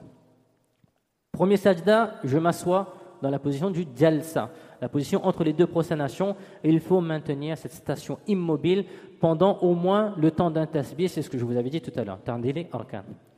Ensuite, lorsque alors, là, une question qui arrive souvent, on est tellement concentré dans notre yad, si au bout du deuxième rakat, je me relève, on connaît tous tarawih, c'est des couples de rakat. Si je me relève pour la troisième rakat, qu'est-ce qui se passe? Évidemment par erreur, hein, évidemment par erreur. Si mes jambes ne sont pas encore dépliées, c'est-à-dire je me suis relevé, j'ai fait mon sajda, je m'apprête à me relever, je fais Allahu Akbar, mes jambes ne sont pas encore dépliées, tout de suite je me rends compte, ou sinon quelqu'un derrière qui a vu que il a fait Subhanallah, tout de suite je me rassois, mes jambes ne sont pas dépliées, je poursuis mon namaz sans problème, je n'ai pas fait le sajda et ça. Maintenant, mes jambes sont totalement dépliées, je suis arrivé debout. Là, on va se poser la question de schéma qui arrive juste après. Est-ce que j'ai déjà fait le sajda du troisième rakat? C'est-à-dire, je me suis relevé, je ne me suis pas rendu compte, personne ne m'a averti parce que tout le monde dormait malheureusement. Donc, je continue. Est-ce que j'ai fait le sajda du troisième? Pourquoi? Parce que le sajda, si vous voulez, il va compléter le troisième rakat. Si, avant de faire le sajda du troisième rakat, je me rends compte, il y a un problème là, moi je vais réciter dans l'autre rakat là, eh bien à ce moment-là, je vais me retourner de ma position assise directement. Et à la fin, je ferai mon sajda isa. Ok? Maintenant, si j'ai fini mon sajda du troisième rakat, alors à ce moment-là, il faudra ajouter une quatrième rakat. On a fait 3, on va rajouter une quatrième. Et dans tous les cas, il faudra faire un sajda isa. Mais je n'ai pas terminé. On va se poser une autre question. Est-ce que je me suis assis dans le qa'ada du deuxième rakat? Est-ce que j'ai fait l'erreur? Je me suis assis et à un moment donné, pour quelle raison, je ne sais pas, on s'est relevé? Ou est-ce que je me suis relevé directement après le deuxième rakat? Si j'ai fait le qa'ada, alors il n'y a pas de problème, les 4 rakats sont ok, ce que j'ai lu est valide, je n'ai pas besoin de renouveler. Par contre, et c'est ce qui risque d'arriver le plus fréquemment lorsqu'on ne fait pas attention, je n'ai pas fait le qa'ada du deuxième rakat. À ce moment-là, les 2 dernières rakats sont validées parce que c'est le seul couple après lequel il y aura eu le qa'ada qui est obligatoire, mais par contre les 2 premières ne seront pas validées. Donc il faudra refaire les 2 premiers rakats, ça veut dire ce que l'on a lu, on doit refaire, et pour compléter les 20 rakats, il faudra également le refaire. Sur ce point-là, Mufti dans Fatawa Darul Ulum Zakaria, Mufti Rada ul-Haq, il dit que si ici, là, ça risque de causer des fitnas, parce que les gens ne vont pas comprendre, il va y avoir disputer, on peut envisager le fait que les 4 rakats soient validés. Mais la plupart du temps, on fera un mal sur ce qui est écrit ici. Wallahu a'lam bis-sawab. Très rapidement, pour terminer, en moins de 2 minutes, lorsque je fais le salam, je m'apprête à faire le salam, là aussi très important, je prononce le salam, pas haute formule. D'accord? Je ne sais pas, je peux prononcer autre chose pour sortir de ma salat, ou sinon faire autre chose qui va rompre la salat, par exemple, parler ou manger, etc. Si je fais cela, mon namaz est wajibul i'ada, parce qu'il est wajib de faire assalamu alaykum wa rahmatullah. Bon, ça n'arrivera probablement pas, mais gardons-le à l'esprit. Et surtout, il ne faut pas allonger la prononciation du salam. C'est-à-dire, je ne fais pas assalamu alaykum wa rahmatullah. Pourquoi? Parce que dans ce cas-là, le muqtadi, lui, il aura probablement fait assalamu alaykum wa rahmatullah. Et donc, j'aurai fini après lui, et donc ça pourra être makruh tahrimi pour lui, mais à cause de moi. Donc il faut faire attention également à ce point-là. Et de cette façon-là, on en a terminé. Bi'idhnillahi azza wa jal. Il y a des questions, j'imagine. Donc vous avez posé des questions à Mufti Yahya, qui, Inch'Allah, après la salat de Isha, se fera un plaisir de vous répondre. Bi'idhnillah. Jazakumullah khairan. On va faire la salat de Isha dans 2 minutes. Hein? Ah non, alhamdulillah, il n'y a pas trop de questions, donc il va répondre tout de suite. Ah ben non, finalement on fait namaz, après on répond aux questions. Jazakumullah subhanallah wa bihamdihi, subhanakallahumma wa bihamdika, nashhadu an la ilaha illa anta, nastaghfiruka wa natubu. بسم الله الرحمن الرحيم الحمد لله والصلاة والسلام على رسول الله وعلى آله وصحبه ومن والاه ما بعد اللهم صل على محمد وعلى آل محمد كلما ذكره ذاكرون وكلما غفل عن ذكره الغافلون. Alors on va essayer de répondre à quelques questions qui ont été posées. Il y en a pas beaucoup. Alors ça fait quoi? Oui, mais c'est pas bon, c'est bon. Alors déjà, concernant le fait de corriger les fautes dans la salat, on va essayer tant que faire se peut, évidemment, de corriger les fautes directement dans la salat et de ne pas attendre pour corriger, parce qu'il y a ce risque que l'on oublie, mais bien évidemment, si on n'est pas sûr de soi, etc., on peut reporter cela au shuf'a suivant, etc., on vérifie bien dans le Coran. Généralement, de manière générale, ce qu'il faut retenir, c'est que si par exemple, on est coincé, alors le mieux c'est de faire ruku. On va dans le ruku, on regarde bien tranquillement ce Coran après, et s'il n'y a pas déjà quelqu'un qui a corrigé. Maintenant, concernant les correcteurs, là aussi, on essaie de mettre à l'aise la personne qui est en train de faire namaz. Si à la moindre hésitation, comme on dit là, ben sniper, moindre hésitation, on a corrigé, vous allez déstabiliser le imam. Donc ça ne sert à rien, on le laisse, parfois il va juste reprendre sa respiration, parfois lui-même il va répéter le VSC précédent, jusqu'à ce on le laisse faire. Tant que faire se peut, on le laisse faire. Si vraiment on voit qu'il n'arrive plus à s'en sortir, etc., ben là on donne la correction. Maintenant, une question qui avait été posée, imaginons que je fais la salat et il y a des femmes qui suivent par exemple à la maison, etc. De manière générale, la règle est la suivante: si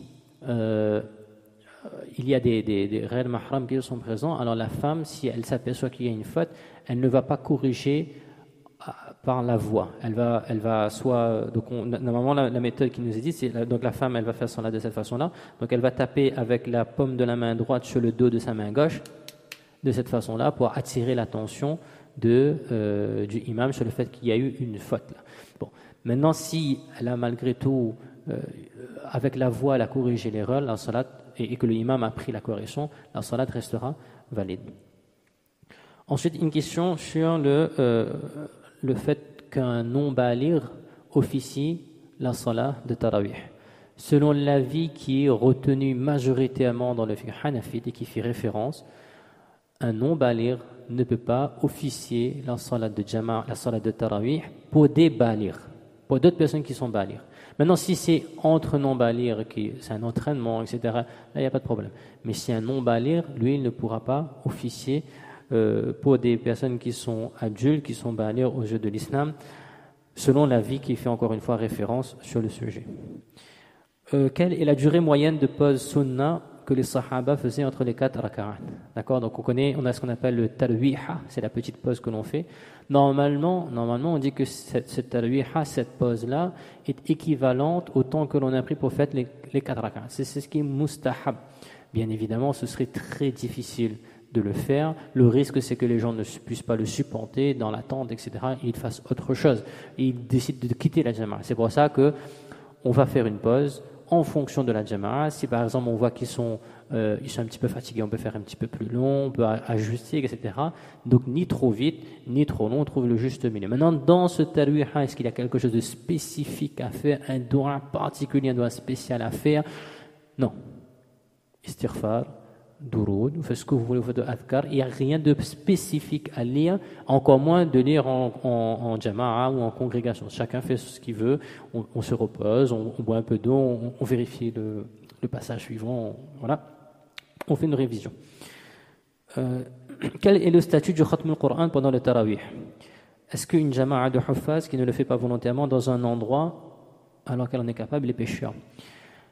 Ce sont deux sunnahs distincts. Il y a un, c'est la sunnah du tarawih, que l'on doit faire pendant toutes les nuits de Ramadan, et une deuxième sunnah qui est distincte, c'est le fait de faire au moins un khatm al-Qur'an dans la salat de tarawih. Ce sont deux choses qui sont distinctes. C'est la raison pour laquelle, malheureusement, il y a des personnes qui vont dans certaines assemblées où très rapidement on termine un khatm al-Qur'an, on fait un khatm al-Qur'an en 4 jours, 5 jours, 6 jours, et puis ils ont l'impression qu'ils sont dispensés de manière générale de la salat de tarawih, alors que c'est absolument faux. D'accord? Ce sont deux choses bien distinctes. Bien évidemment, plus on arrive à faire de nombreux khatm al-Qur'an, c'est formidable, nourun ala nour, mais la salat de tarawih, même si on lit juste entre guillemets alam tara, etc., c'est jusqu'au dernier soir de tarawih. Donc, si des personnes ont délaissé, alors bien évidemment, ils ont délaissé une sunna, ils en étaient capables. Si on n'est pas capable de le faire, c'est autre chose. Mais si on est capable de le faire, on a délaissé volontairement une sunna, c'est regrettable, notamment et particulièrement pendant le mois de Ramadan. Lorsqu'une salat est invalidée, est-ce qu'on doit relire le passage du Coran? Oui. Pourquoi? Parce qu'à partir du moment où la salat est invalidée, elle ne compte pas.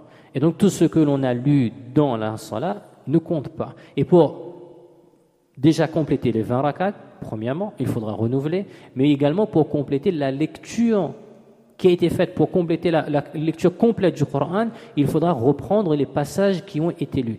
Et là aussi, c'est important aussi pour nos muqtadi. Souvent, il y a des personnes qui restent à l'arrière, qui restent appuyés sur le mur comme ça, et ils attendent que l'imam va dans le coup pour faire. Ils vont gagner, ils vont faire le tarawih, ils vont gagner la 20 rakat entre guillemets.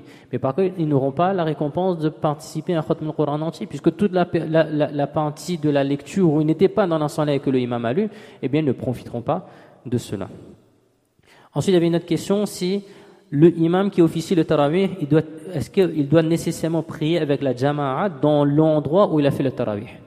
Non, ce n'est pas nécessaire. C'est-à-dire que si quelqu'un, il a fait par exemple pour une raison évidemment valable, parce qu'on ne parle pas, hein, il est en retard, il a fait son namaz Isha individuellement, malgré tout, il peut participer à la jama'a de tarawih. Et les fuqaha, dans la fatwa, il était précisé que si on peut participer à la salat de tarawih en jama'a, eh bien également on peut être imam de cette même jama'a. Donc même si le imam il a fait sa salat individuellement parce qu'il était en retard ou quoi que ce soit, eh bien il pourra malgré tout officier en tant que imam dans la salat de tarawih avant laquelle il y a eu une salat isha faite en jama'a, bien évidemment. Ça c'est un premier point. Deuxième point, imaginons donc j'étais malade ou j'étais en retard, etc. et j'ai pas pu avoir les 20 rak'at de tarawih. Il m'a manqué par exemple 2 rak'at. Qu'est-ce que je fais? Est-ce que je fais avant les 8 heures ou après les 8 heures? Alors, la règle est la suivante, je vais faire les 8 heures en jama'a et après ce que j'ai manqué, je rattraperai après. D'accord? Également, dans la salat de tarawih, il n'y a pas de qaza. Si par exemple, pour une raison quelconque, valable de préférence, j'étais malade, j'ai pas pu faire la salat de tarawih, etc. et je me dis, le lendemain, après Zohar, je vais faire. Non, il n'y a pas de qaza pour les sunan. Wallahu a'lam, il me semble qu'on a... Ah oui, le fait de balancer dans le namaz, etc. Bon, là aussi, ça va rentrer dans le amal kathir. Wallahu a'lam bis-sawab. Il faudra faire attention à cela. Cela fait partie des khilaf et adab de la salat, c'est-à-dire si c'est juste balancer légèrement entre guillemets comme souvent les personnes qui ont l'habitude de réciter, etc. Bon, on balance un petit peu. Si on répète la même symbolique dans la salat, c'est khilaf adab. Mais par contre, de manière générale, faire attention. Donc les gestes inutiles, si ils sont soit trop importants, soit trop grande quantité, ça peut annuler la salat. Ensuite, concernant le sajda, sajda et tilawat. Donc il y a des passages dans le Coran, lorsque on lit le verset en question, Allah subhanahu wa ta'ala nous demande entre guillemets, c'est une forme d'incitation à faire le sajda pour montrer que nous, on se soumet pleinement à Allah subhanahu wa ta'ala. Donc on connaît tous que normalement lorsque l'imam lit, ensuite on fait le sajda. Maintenant imaginons qu'on a fait le sajda, le imam s'est relevé, mais du coup, c'est pas venu tout de suite la suite dans son esprit. Et donc il a répété le ayatul sajda pour se relancer entre guillemets pour poursuivre. Et bien ce n'est pas grave, il n'y aura pas la nécessité de renouveler le sajda du tilawat. Il y a des personnes aussi qui posent la question concernant le fait de faire le ruku' avec le niyat du sajda et tilawat. C'est possible à condition que le imam ait en effet le niyat et que les muqtadi aussi en aient fait le niyat. Mais très concrètement, ça paraît difficile. Parce que déjà, les muqtadi, malheureusement, ceux qui ne sont pas hafiz al-Qur'an, ne connaissent pas qu'il y avait un ayatul sajda. Donc, ils ne peuvent pas forcément savoir. Au contraire, comme c'est un masla très peu connu, ça risque de ne pas permettre aux personnes de s'acquitter de ce wajib, de cette nécessité-là. Donc, le mieux, c'est de faire tranquillement notre sajda. Oui, si par exemple on a fait une faute également, dans le ayatul sajda, on peut rattraper, mais il n'y aura pas la nécessité de renouveler le sajda, même si c'est dans la deuxième raka'.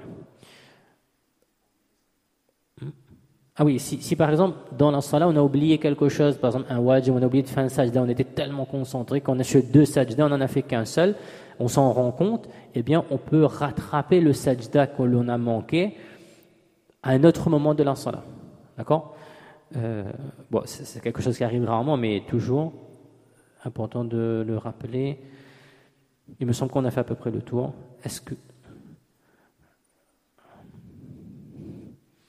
vous avez d'autres questions, Moufti Sami, Inch'Allah?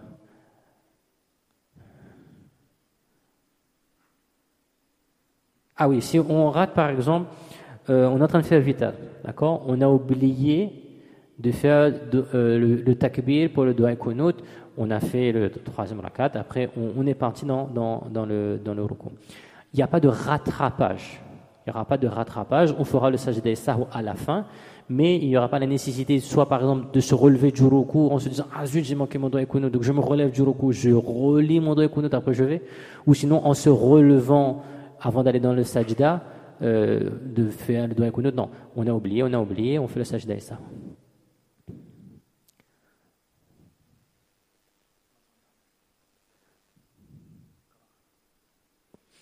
Alors, une question aussi qui a été posée concernant est-ce que les femmes peuvent se réunir entre elles pour faire tarawih.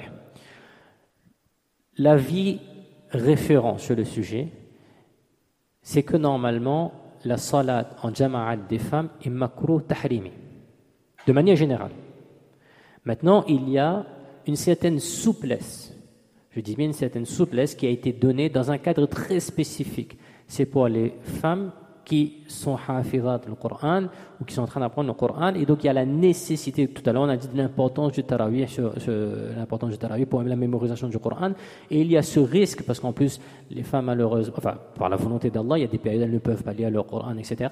Donc afin de garder ce Coran, elles décident entre elles, les femmes de la maison, de faire la salat de tarawih pour mémoriser et garder ce Coran. Il y a une certaine souplesse qui a été donnée dans ce cadre-là, avec des conditions bien spécifiques et dans un cadre très spécifique. Ce n'est pas comme dans la masjid où tout le monde vient de très loin pour suivre, etc. C'est un cadre très très très spécifique pour ce sujet-là. Inch'Allah, je vous invite à vous rapprocher de vos ulama de référence, mais la règle est celle que l'on a évoquée bi'idhnillahi azza wa jal. S'il n'y a plus de questions, Inch'Allah, on va... Il n'y a pas de questions? Vas-y.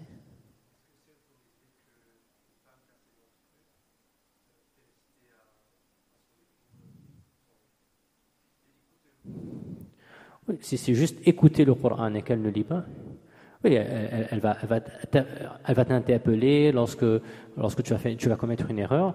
Oui. En fait, à partir du moment où il n'y a pas précisément la lecture du Coran, il n'y a pas de problème. Donc elle va te montrer que là tu as fait une faute. Elle peut dire également un mot ou elle montre le Coran, d'accord? Ou sinon tu as tartil à l'application. Oui. Oui. Alors oui, la question. Donc l'imam pose la question. Hafeza pose la question. Si lorsque l'on est en train de lire, en tant qu'imam, on a besoin, ou ça nous facilite notre concentration de fermer les yeux durant la salat, alors oui, bien évidemment, on pourra fermer les yeux. Allahu a'lam. Y a-t-il d'autres questions? Alhamdulillah. Allah subhanahu wa ta'ala, il nous pardonne nos erreurs si on a eu des manquements. Alors, comment devons-nous nous tourner pour emmener quelqu'un si, par exemple, on a laissé échapper un gaz vers la droite, vers la gauche? Alors, il n'y a pas de règle particulière dans les kitabs, c'est écrit juste que l'on va amener quelqu'un qui, attention, est capable de devenir imam. Alors, pourquoi on dit ça? Parce qu'il y a certains cas Généralement, on fait en sorte de mettre les a'imma dayano pour éviter les problèmes. Mais par exemple, imaginons que l'on a désigné quelqu'un qui est ma'zour, par exemple. Donc, c'est un autre cas très spécifique. Ou imaginons qu'il y a un nom balir dayano et qu'on est ramené, ce ne sera pas possible. D'accord? Donc, on peut râler. Alors d'ailleurs, la fatwa est précisée que c'est pas obligé que forcément c'est la personne qui est juste derrière nous, même si c'est un petit peu sur le côté. On va chercher, on va trouver la bonne personne relativement rapidement et on l'amène. Ah oui, alors il faut que cette personne, bien évidemment, connaisse les maslas, parce que si vous le râlez, qu'il ne comprend pas, qu'il du coup ça vous fait... Non, il faut que la personne connaisse le maslas et qu'il est capable de diriger l'ensemble là, bien évidemment. Alors il n'est pas obligé de reprendre. Non, il est super pas il reprend la suite, il lit votre mot à votre place, c'est autre chose. Mais même s'il n'est pas capable et qu'il a compris qu'il y a un souci, eh bien à ce moment-là, il va lire Qul huwallahu ahad, il va lire un autre passage du Coran, il n'y a pas de problème. Alors si par exemple aussi, la fatwa elle était précisée, imaginons que vous êtes dans le ruku, imam, et à ce moment-là, votre wuzu casse, d'accord? Et vous voulez indiquer à la personne que vous allez désigner comme votre successeur que j'étais dans le ruku et donc il faut poursuivre le ruku, ben vous pouvez, c'était écrit dans la fatwa que l'on peut par exemple lui montrer cette position là, ou par exemple si on veut montrer le sajda, on dit qu'on touche le fond pour que la personne comprenne. Mais oui, c'est pas parler, hein, c'est juste un signe, mais on lui dit pas hey, je suis dans le ruku, non, faut pas parler.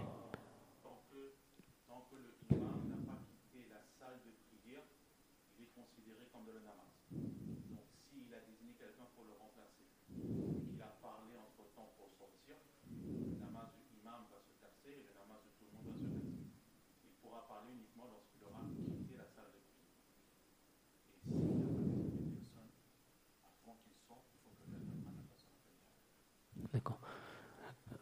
Donc, Mufti Sabil précise que tant que le imam il est encore dans la salle de prière, eh bien, il peut désigner quelqu'un. Mais par contre, il est senti sans désigner quelqu'un, il ne connaissait pas par exemple le massa, alors il faut que quelqu'un prenne le relais directement. Wallahu a'lam, bis-sawab. Si on a commis des erreurs, Allah subhanahu wa ta'ala nous pardonne. Allah azza wa jal. Encore une fois, on a le moindre doute, on n'hésite pas à revenir vers nos ulama de référence pour éviter quelconque problème, Inch'Allah.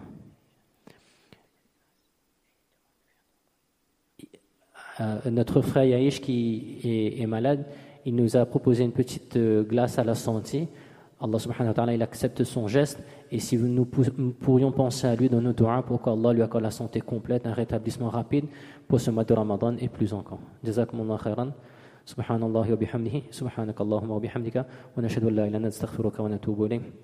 بسم الله الرحمن الرحيم الحمد لله رب العالمين والصلاة والسلام على سيد الأنبياء والمرسلين وعلى آله وأصحابه أجمعين لا إله إلا أنت سبحانك إني كنت من الظالمين اللهم صل على سيدنا محمد وعلى آل سيدنا محمد وبارك وسلم اللهم ربنا تقبل منا إنك أنت السميع العليم وتب علينا إنك أنت التواب الرحيم اللهم إنا نسألك علما نافعا ورزقا واسعا وعملا متقبلا وشفاء من كل داء نستغفر الله العظيم الذي لا إله إلا هو الحي القيوم ونتوب إليه اللهم إنا نسألك من خير ما سألك منه نبيك محمد صلى الله عليه وسلم ونعوذ بك من شر ما استعاذ منه نبيك محمد صلى الله عليه وسلم وأنت المستعان وعليك البلاغ ولا حول ولا قوة إلا بالله العلي العظيم اللهم انصر الإسلام والمسلمين اللهم أعز الإسلام والمسلمين اللهم انصر إخواننا المستضعفين في كل مكان وصلى الله تعالى على خير خلقه سيدنا محمد وعلى آله وأصحابه أجمعين برحمتك يا أرحم الراحمين الحمد لله كله صالح